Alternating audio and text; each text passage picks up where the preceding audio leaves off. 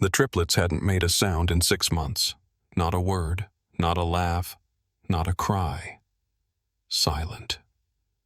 Isabella Morgan stood outside their bedroom door, listening. Nothing. Always nothing. She pushed the door open. 3 identical blonde girls sat on the floor. Sophia, Emma, Lily, 6 years old, playing with dolls. No sound, not even pretend voices for the toys. Just silence. "Girls," Isabella said, "breakfast is ready." They looked up, nodded, followed her downstairs. "No. Good morning." "No." "What's for breakfast?" "No chatter." The pediatrician said their vocal cords were fine. Physically. They could speak. The psychiatrist said trauma. Selective mutism. Their father's death 6 months ago had stolen their voices. But Isabella knew the truth was simpler and more terrible. Her daughters had watched the car crash through the window, had seen their father die, and screams that came out of them that day were the last sounds they'd made. Since then, nothing. The doorbell rang. Nanny candidate number 9. It had already quit. "They're too difficult," they'd said. "They won't respond. They won't communicate." Isabella opened the door. A man stood there. Dark hair, blue shirt, worn jeans. Nathan Cole. Mr. Cole. Isabella's voice was flat. Professional. "You understand my daughters don't speak?" "Yes. They've been silent for 6 months. 8 nannies have quit. I read that in your email. You have no childcare experience, no references." Isabella crossed her arms. "Why are you here?" Nathan met her eyes. "Because I understand what silence means." "That's not a qualification." "My 5-year-old daughter died 2 years ago. Leukemia." His voice was quiet, steady, after she died. "I didn't speak for 4 months. Couldn't." The words were just gone. Isabella's expression flickered. "That's not the same. It's exactly the same. Trauma steals your voice, makes sound impossible." Nathan paused. "Your daughters aren't refusing to speak. They can't. Not yet." Something in Isabella's chest tightened. The therapist said. "The therapists are right. Selective mutism. But it's not about selection. It's about survival. Silence feels safer than sound when the world has hurt you that badly." Isabella stared at him. This stranger who understood there in the living room. "You have 5 minutes. That's all I need." She led him down the hall, opened the door. 3 blonde girls sat on the couch, staring at a muted TV, not watching, just existing. "Girls," Isabella said. "This is Mr. Cole. He's—" Nathan held up a hand, gestured for her to stop. He walked slowly to the couch, knelt down in front of them. 3 pairs of blue eyes looked up. Wary, empty. Nathan didn't speak. He raised his hands, started moving them in slow, clear gestures, sign language. "Hi, I'm Nathan." Isabella opened her mouth to say they didn't know sign language, but Sophia's hands moved slowly, shakily. "Hi," she signed back. Isabella's coffee cup slipped from her hand, shattered on the floor. Emma's hands moved. "I'm Emma." Lily's hands moved. "I'm Lily." All 3 communicating for the first time in 6 months. Nathan smiled, kept signing. "Those are beautiful names. One no secret." 3 blonde heads nodded. "I have a secret way to make people laugh without making any sound. Want to see?" They nodded again. Actually engaged. Actually present. Nathan made an exaggerated funny face, crossed his eyes, stuck out his tongue. Sophia's mouth twitched. Emma's eyes crinkled. Lily's shoulders shook. Then it happened. Laughter. Silent at first, just shaking shoulders and huge smiles, but then sound broke through. Giggles. Actual giggles. Quiet. Rusty. Like they'd forgotten how. But real. Isabella's legs gave out. She sank into a chair, hand over her mouth. Her daughters were laughing after 6 months of silence. 6 months of therapy. 6 months of hell. This stranger had made them laugh in 5 minutes. Nathan stood up, walked over to her. "They're not broken. Mrs. Morgan." They're just scared, but they're still in there. He paused. They just need someone who speaks their language right now. Sign language, Isabella whispered. Why sign language? Because hands don't require sound, communication without the pressure of voice. It's a bridge back. Nathan looked at the girls, still giggling silently. Eventually, they'll speak again. But right now, this is what they can do. Isabella looked at her daughters, really looked at them. For the first time in 6 months, they looked alive. You start tomorrow, she said. No, today. You start today. Nathan nodded, turned back to the girls, raised his hands, started signing again. And 3 silent triplets signed back. Smiling, communicating, finally reaching out. Before we continue, please tell us where in the world are you tuning in from? We love seeing how far our stories travel. Isabella couldn't take her eyes off them. Her daughters laughing, signing, alive. Nathan sat on the floor with them now, teaching them more signs. This is happy, he signed, hand over heart, moving in circles. 3 small hands copied him, perfectly synchronized. This is thank you, fingers to lips, then forward. They copied again, smiling. Isabella's assistant appeared in the doorway, stared at the scene. Mrs. Morgan, your 2 p.m. meeting, cancel it. But the investors cancel everything today. Isabella didn't look away from her daughters. I'm staying home. The assistant's mouth fell open. Isabella Morgan never canneled, never stayed home. But the assistant left quietly. Nathan glanced at Isabella. You don't have to stay. I can handle. I want to learn. Isabella's voice was firm. Teach me, please. Nathan studied her for a moment, then nodded. Come sit with us. Isabella walked over, sat on the floor in her white designer dress, her $1,000 heels. She couldn't remember the last time she'd sat on the floor with her daughters. Nathan started teaching her basic signs, slowly, patiently. The triplets watched their mother learn. Something shifted in their expressions. Recognition.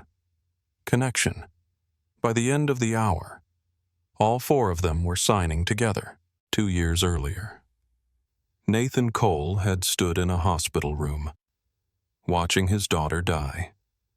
Grace, 5 years old, blonde curls, blue eyes, the light of his entire world.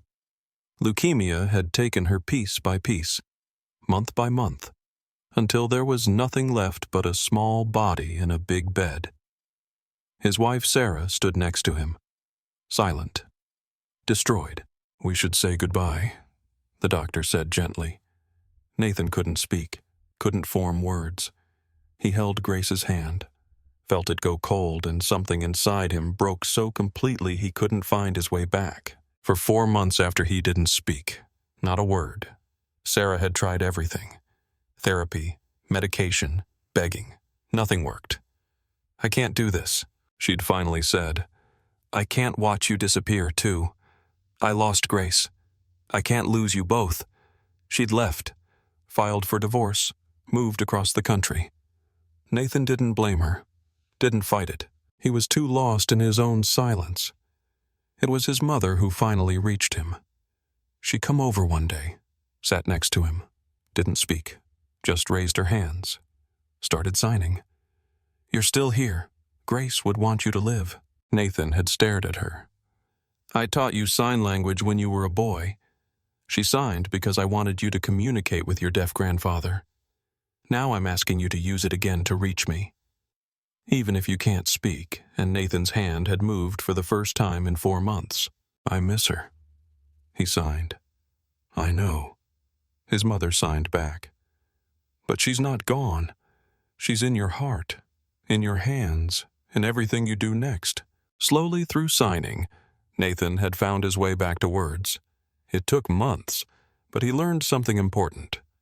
Sometimes you need a bridge, a way to communicate when words are too hard. When Isabella's ad appeared, seeking nanny for traumatized children who won't speak. Nathan had known this was why. This was his purpose. To help other silent souls find their voices again.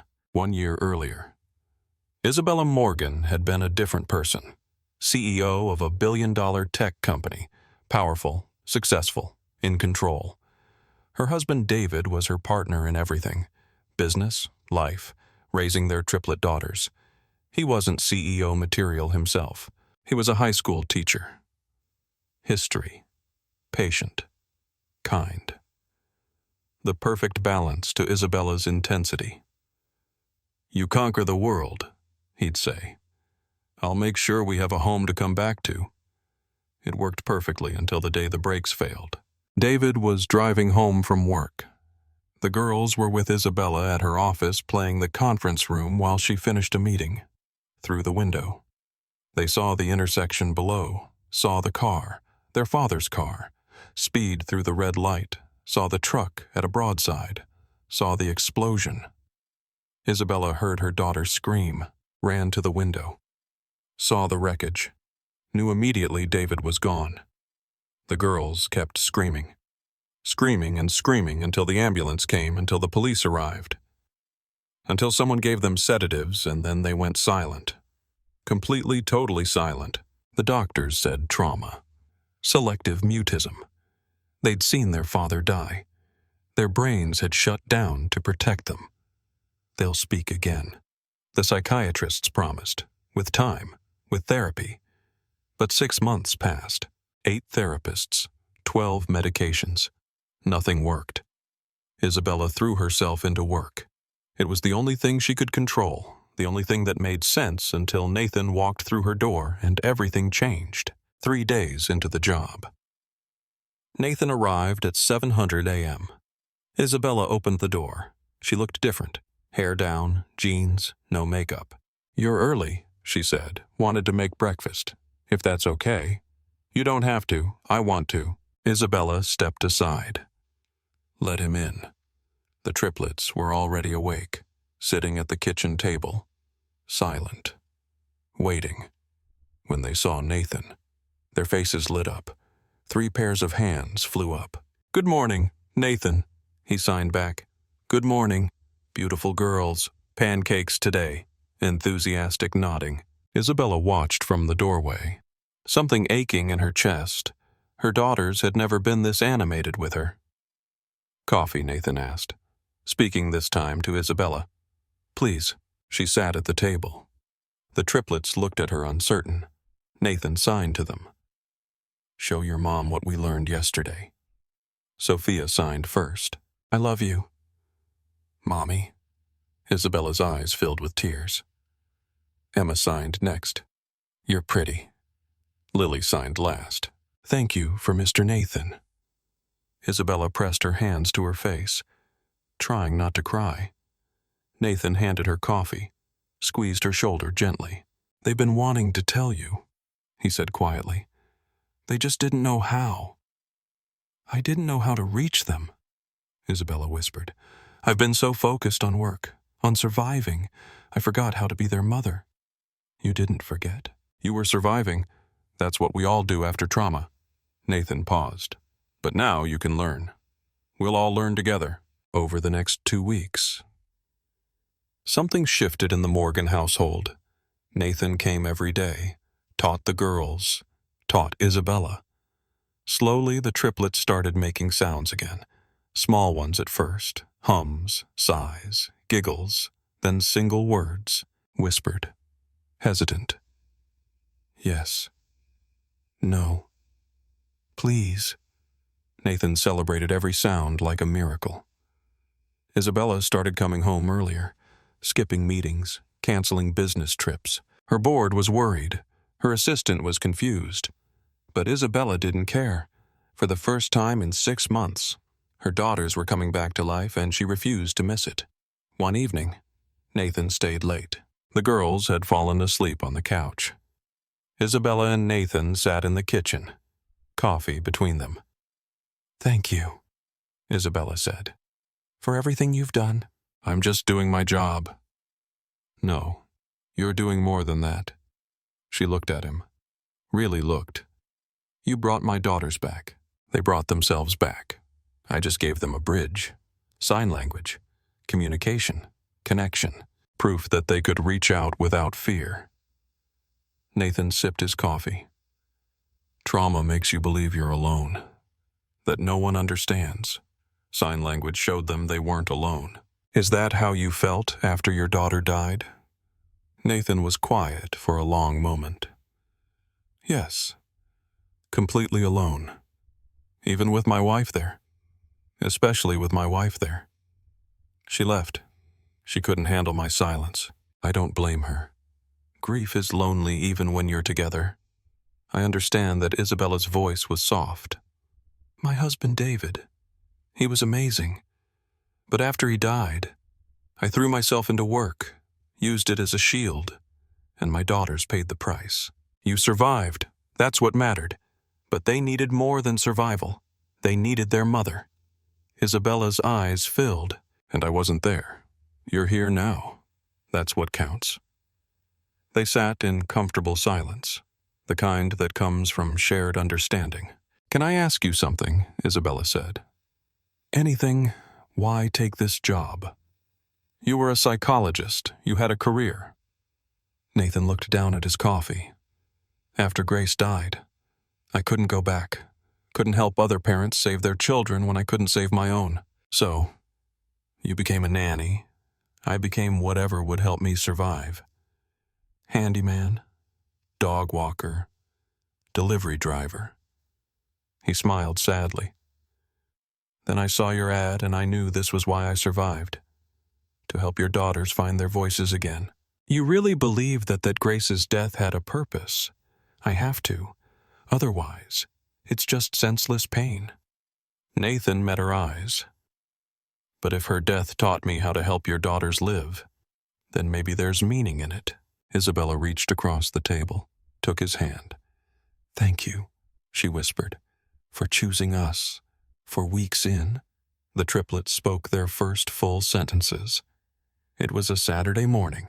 Nathan was teaching them to make cookies. Sophia looked at the dough, then at Nathan. Can I add chocolate chips? She asked out loud in words. Nathan froze. Emma added, I want chocolate chips, too. Lily finished. Chocolate chips are the best. Nathan's eyes filled with tears. Yes. You can add all the chocolate chips you want. Isabella appeared in the doorway. She'd heard everything. Her daughters speaking. Full sentences. She sank to her knees, crying. The triplets ran to her, wrapped their arms around her. Don't cry, Mommy, Sophia said. We're okay now, Emma added. Mr. Nathan helped us, Lily finished. Isabella pulled them close, sobbing. Nathan watched from across the kitchen, smiling through his own tears. This was why he'd survived Grace's death, to help these 3 little girls find their way back to the light. 6 weeks in, Isabella made a decision. She called Nathan into her office. Sit, she said. He sat nervous. I want to offer you a permanent position. I thought this was already not as a nanny, as family therapist, full-time health benefits, retirement, double your current salary. Nathan blinked. Mrs. Morgan, Isabella, please, you've been calling me that at home for weeks. Isabella, I know you don't need it, but I'm offering anyway. She leaned forward. My daughters need you. I need you. You've changed our lives. I want to make sure you stay. I'm not going anywhere. I want it in writing. I want security for you. For us. Nathan studied her. Why? Because 6 weeks ago, my daughters were silent, dead inside, and now they're laughing, talking, alive. Isabella's voice cracked. And that's because of you. Because you understood what they needed, what I needed, what you needed. Someone who understood grief, who didn't judge me for failing, who showed me how to reach my daughters again. She paused. You've given me my family back. Nathan was quiet, then nodded. Okay, I accept. Isabella smiled. Good, because I already had HR draft the contract. He laughed. Of course you did. 3 months after Nathan started, the triplets had their first therapy session with sound, with words. The therapist was amazed. I've never seen recovery this fast from trauma-induced mutism. We had help, Sophia said.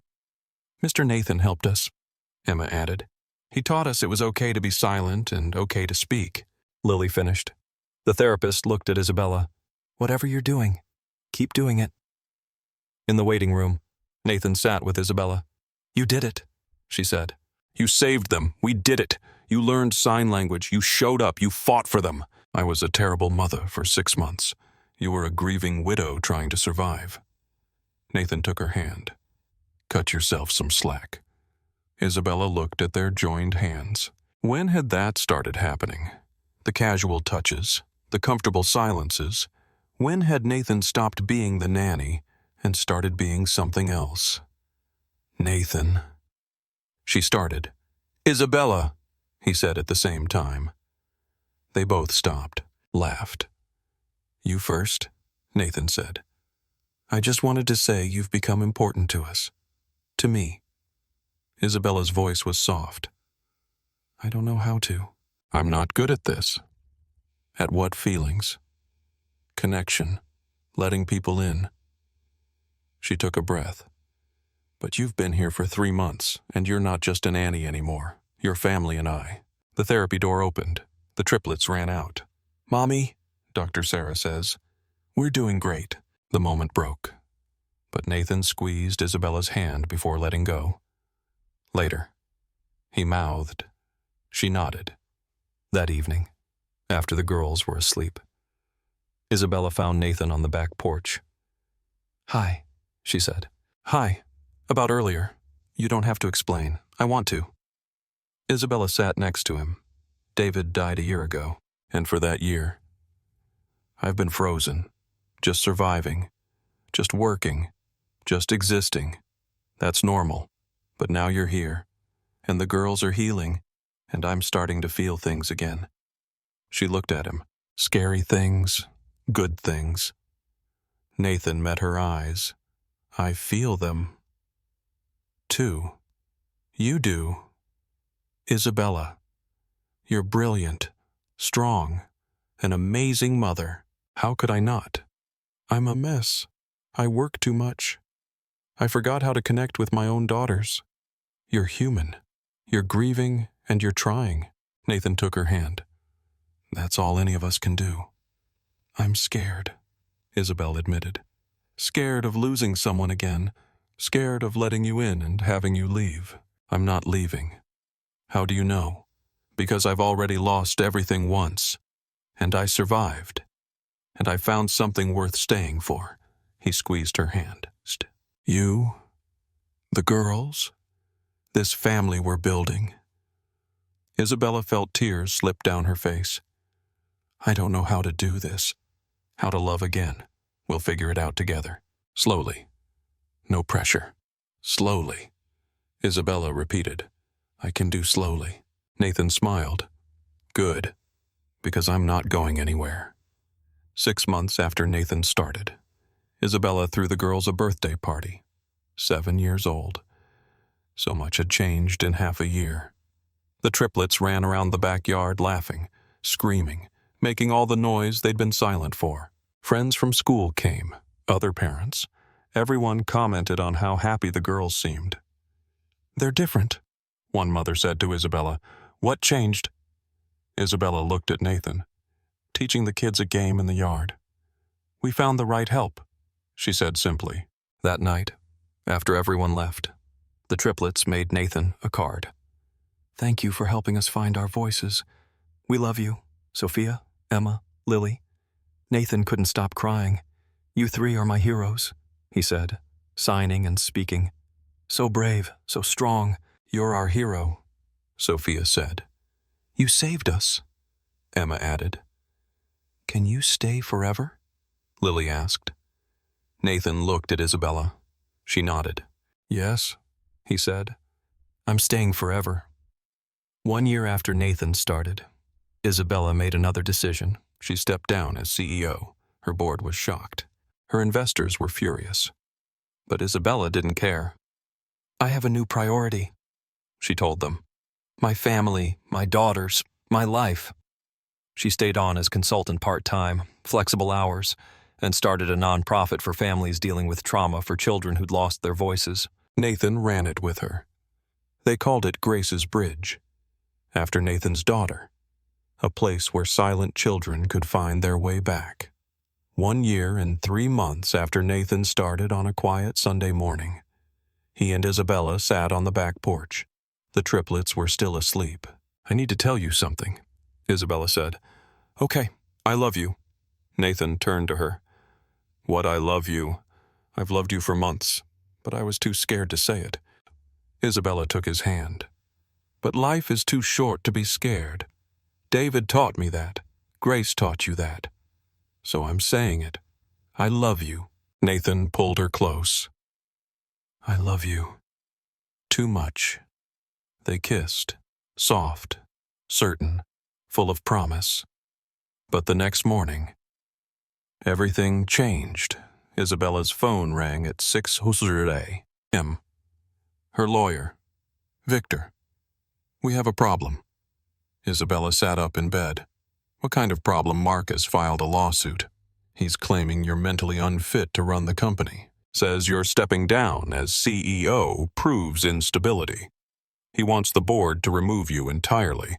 Marcus Chun, her former business partner, the man she'd forced out 3 years ago for embezzlement. "He can't do that. He's doing it." And Isabella, "He's using David's death, your daughter's trauma. He's painting you as unstable, unfit." Isabella's blood ran cold. "I'll call you back." She hung up, stared at the wall. Everything she'd built, everything she'd fought for. Marcus wanted to take it all. Downstairs, Nathan was making breakfast. The triplets sat at the table, signing about their dreams from last night, happy. Hull. Isabella stood in the doorway, watching. How could she tell them? How could she explain that the world was threatening their peace again? "Morning," Nathan said, smiled at her. She tried to smile back. "Failed? What's wrong?" "Nothing. Just work stuff." But Nathan knew her better now. "Isabella," I said. "It's nothing." Her voice was sharper than she meant. The triplets looked up, concerned. Isabella forced a smile. "Sorry, just tired. I need to go into the office on Sunday." "Yes." She left before he could ask more questions. Nathan watched her go, something heavy settling in his chest. That afternoon, Nathan took the girls to the park. They were playing on the swings when a voice behind him said his name. Nathan. He turned and froze. Sarah, his ex-wife. She looked the same. Dark hair, green eyes.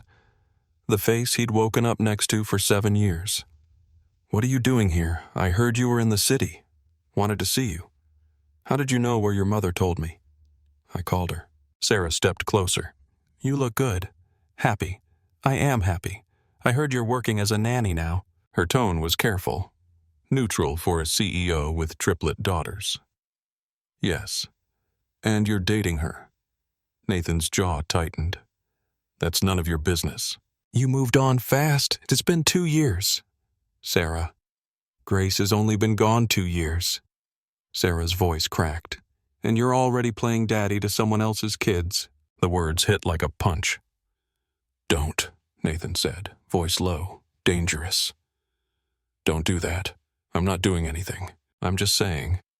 Grace would be hurt knowing you replaced her so quickly." "I didn't replace her. Didn't you?" Sarah looked at the triplets on the swings. 3 blonde girls just like Grace. "Is that why you took the job? Because they remind you of what you lost?" Nathan felt something crack inside him. "You need to leave."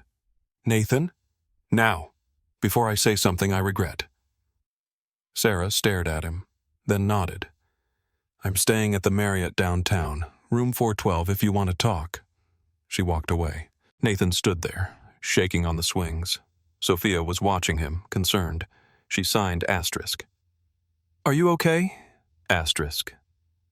Nathan forced a smile sign back. Asterisk. I'm fine, sweetheart. Asterisk. But he wasn't fine. And Sophia could tell that evening. Isabella came home late. The triplets were already in bed. Nathan was on the couch. Essa said work ran long. Fine. She sat next to him. You okay? You seem... I'm fine, Nathan. My ex-wife showed up today. The words came out flat. Empty. Isabella went still. What at the park? She found me, told me I moved on too fast, that Grace would be disappointed. That's cruel. Is it? Nathan looked at her. We've been together barely over a year. Grace has only been gone 2. Maybe Sarah's right, she's not right. Not. How do you know Nathan started pacing? Maybe I am using your daughters to replace what I lost. Maybe I'm not ready for this. Maybe I'm going to hurt them like I hurt Grace. You didn't hurt Grace. She died from cancer. I couldn't save her. Nathan's voice broke. I watched her die and I couldn't do anything. What if I can't save your daughters either? What if I failed them, like I failed her? Isabella walked to him. Nathan, look at me. He did. Eyes full of pain. You didn't fail Grace. You loved her. You were there. That is all anyone can do. It wasn't enough. Love is always enough. Is it? Nathan laughed bitterly. Because right now, it feels like I'm drowning again. Like I'm back in that hospital room watching everything I love die. I'm not dying. Not yet. But you will. Or I will. Or the girls will. Everyone I love leaves. Everyone dies. He stepped back. Maybe Sarah's right. Maybe I should just stop before I hurt anyone else. Isabella felt panic rising. What are you saying? I don't know. I need space. I need to think. Nathan, I'm going to stay at a hotel tonight. Just for tonight. I just need to clear my head. Don't do this. I'm not doing anything. I just need space. He grabbed his jacket. I'll be back tomorrow. I promise. He left. Isabella stood in the empty living room alone, and for the first time in over a year. She felt the silence closing in again. Upstairs. 3 blonde girls had heard everything. They looked at each other. Scared. Asterisk. Is Nathan leaving? Sophia signed. I don't know. Emma signed back. We have to do something. Lily signed. But what could they do the next morning? Isabella went to court. Marcus was there, smug, confident. His lawyer presented the case. Isabella stepping down as CEO, her daughter's trauma, her erratic behavior over the past year. Mrs. Morgan is clearly unstable. Marcus's lawyer said she abandoned her company, neglected her responsibilities. She's unfit to maintain control, Isabella's lawyer countered. But she could feel the board members watching, judging. She stood up. May I speak? The judge nodded. Isabella walked to the front, looked at Marcus. You're right, she said. I did step down as CEO. I did change my priorities. But not because I'm unstable, because I finally understood what matters. And what's that? Marcus sneered. Family, love, being present. Isabella's voice was strong, clear. For years, I worked 80-hour weeks. I missed birthdays, school plays, bedtime stories. I told myself I was providing for my daughters, building their future. She paused. But when my husband died, I realized they didn't need my money. They needed me, my time, my attention, my love. That's very touching, Marcus said. But it doesn't change the fact. I'm not finished. Isabella's voice cut through. You want to paint me as unstable because I chose my children over corporate profits. But I've never been more stable, more certain, more clear about what matters. She looked at the board members. I'm not asking to be CEO again. I'm happy with my consultant role, but I will not let this man take what I've built. I will not let him use my grief and my choices as weapons. She turned to the judge. I stepped down because I'm strong enough to know my priorities, not because I'm weak." The room was silent. The judge looked at Marcus. "Do you have evidence of actual instability? Medical records, psychiatric evaluations?" Marcus's lawyer shuffled papers. "Well, no. But then this case is dismissed." The judge banged the gavel. "Mrs. Morgan's personal choices are not grounds for a lawsuit. Case closed."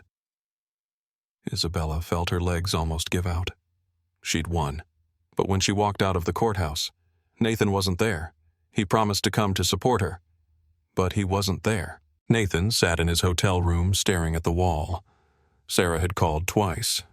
He hadn't answered. His phone buzzed again. This time, it was his mother. He answered. "Nathan James Cole." "What the hell are you doing?" "Mom, Isabella called me. Said you walked out. Said you're having doubts. I am having doubts." "About what?" "About the woman you love. About those 3 beautiful girls, about whether I'm good for them."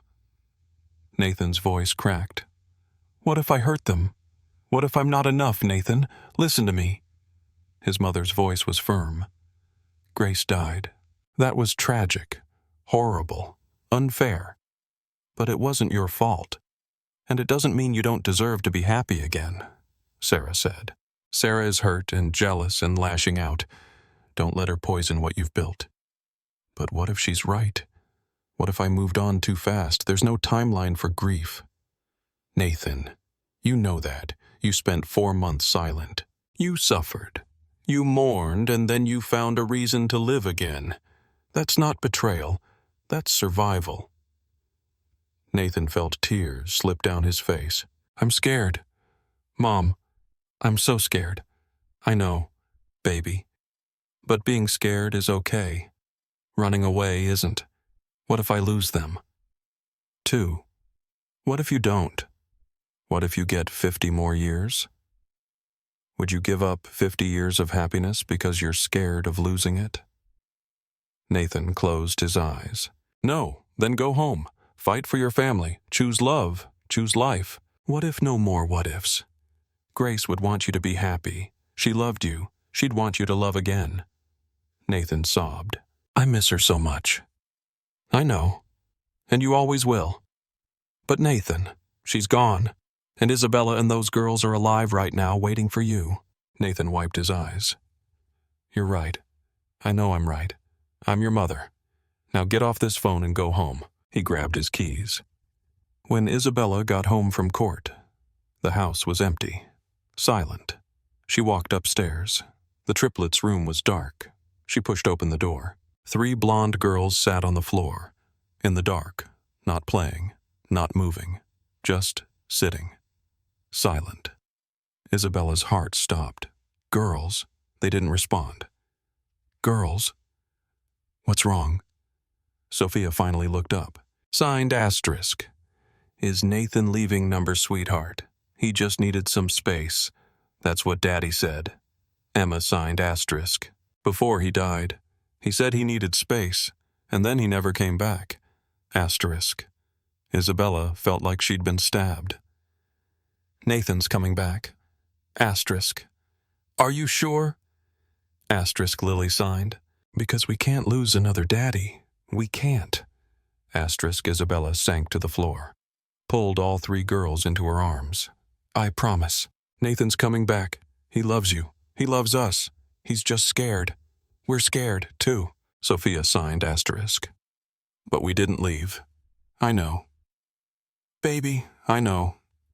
They sat there in the dark, holding each other. And Isabella realized her daughters had regressed.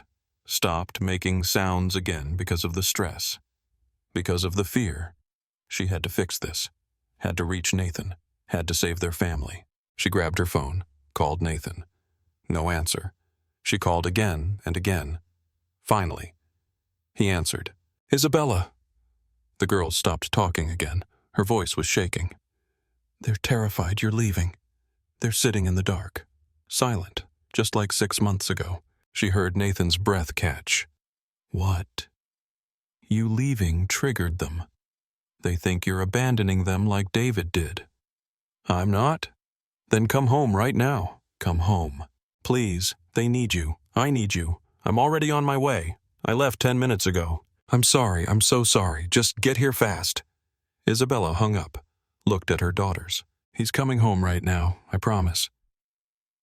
The girls didn't respond.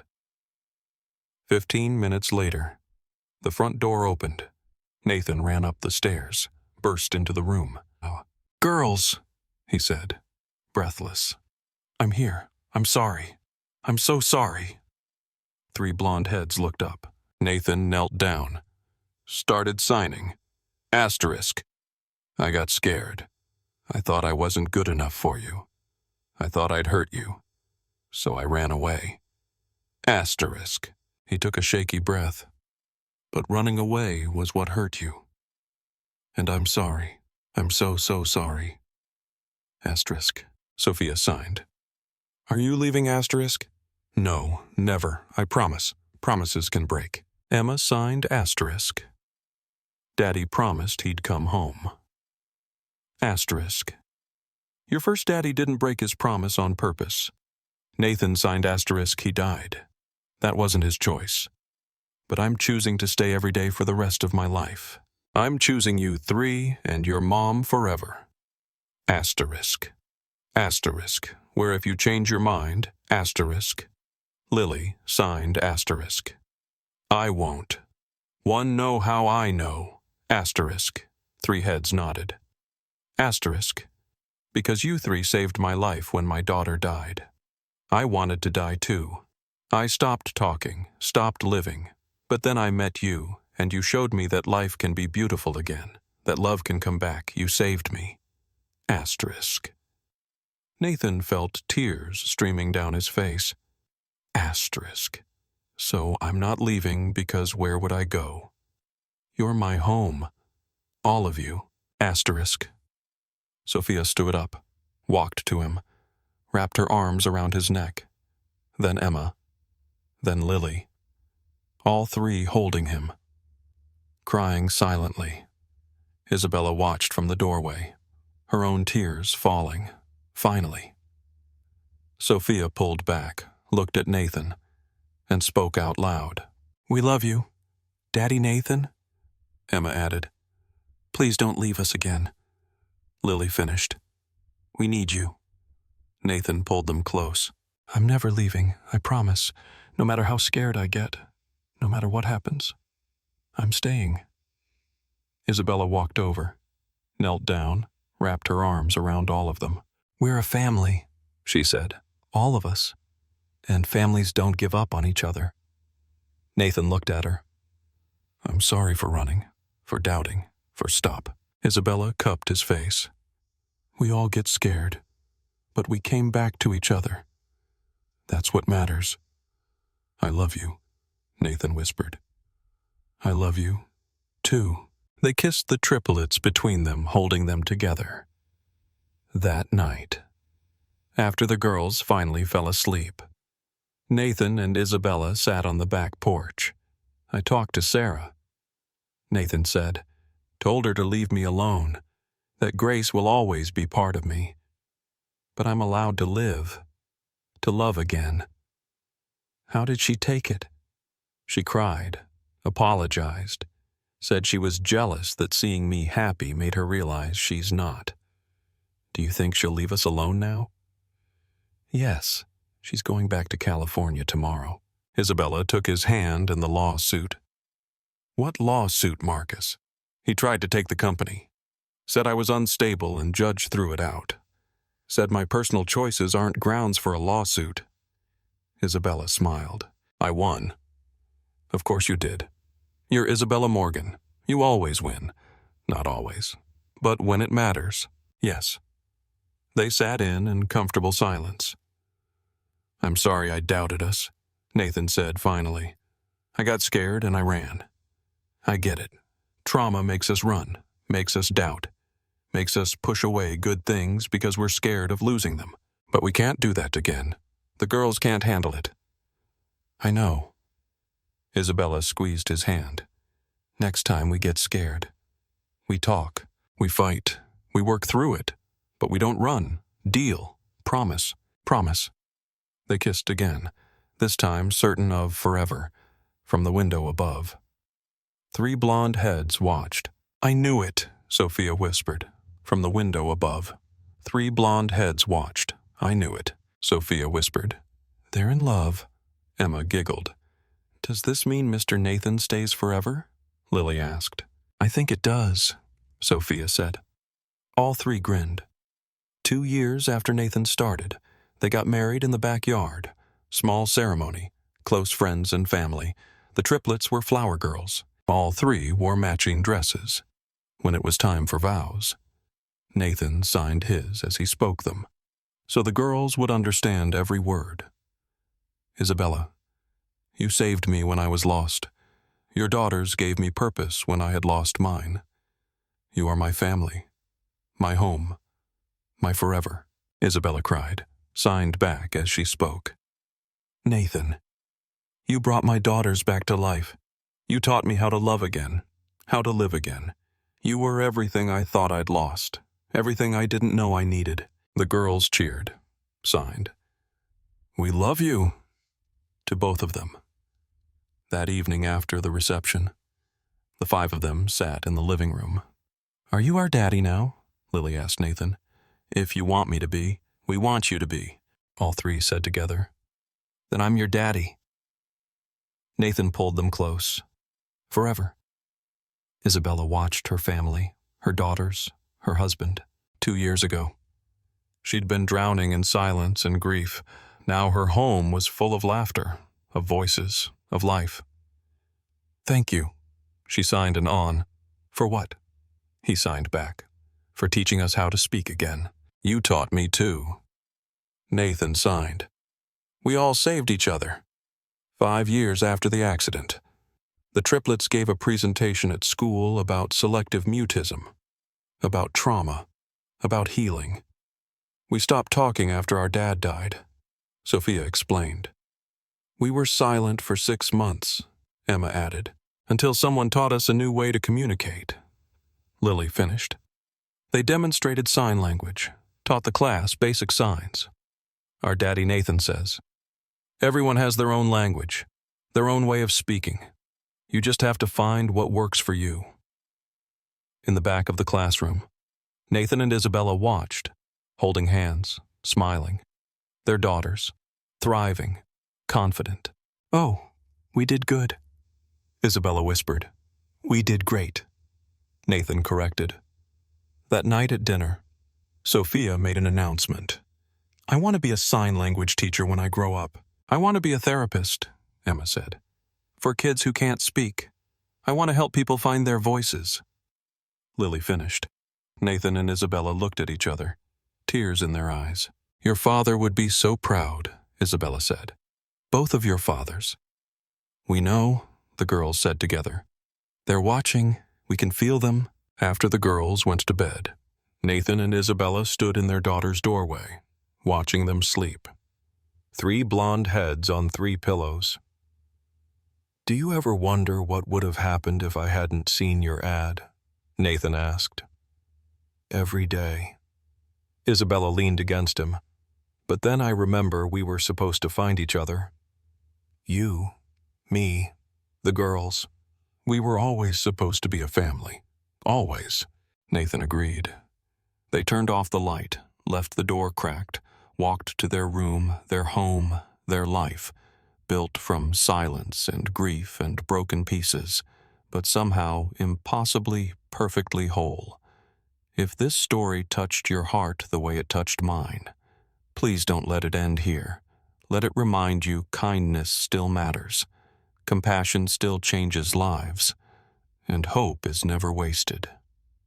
Subscribe and be part of our Heart Echo Stories family, where every voice finds its reflection, and every story reminds us that light always finds its way back. And if this moment moved you, share it. Because sometimes sharing hope is the kindest thing we can do.